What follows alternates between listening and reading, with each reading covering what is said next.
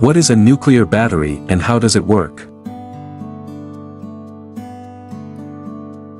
Before we proceed, we would ask you to subscribe to our channel and turn on all notifications for more interesting facts. They might sound dangerous, but new nuclear batteries could become a useful power source.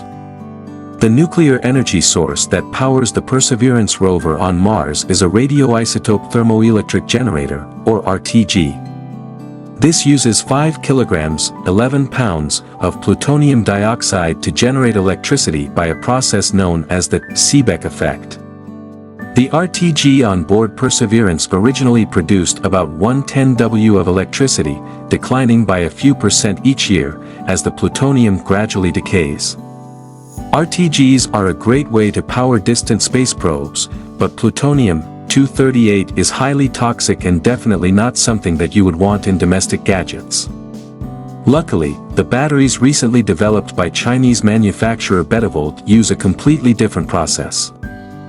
Some radioactive isotopes decay by beta emission, which means that they give off electrons. If you sandwich thin layers of such an isotope between layers of semiconductor, you can catch the electrons and turn them into useful electricity. Betavoltaic batteries based on the rare element promethium were used in some early heart pacemakers in the 1970s, but were phased out in favor of cheaper lithium batteries. The newer Betavolt batteries use the isotope nickel-63 between layers of diamond semiconductor. The power output is quite small, just 100 microwatts compared to around 2.4 W for an ordinary AA battery.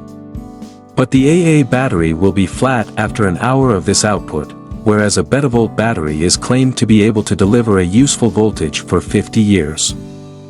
That's because nickel-63 decays quite slowly with a half-life of 101 years. Betavoltaic batteries are pretty safe because electron emission is less damaging to living tissue than alpha particles or gamma rays, and the electrons are easily blocked by the metal of the battery case or even clothes. You would need to break the battery open and swallow it to cause any harm. The radioactive nickel eventually decays to non-radioactive copper.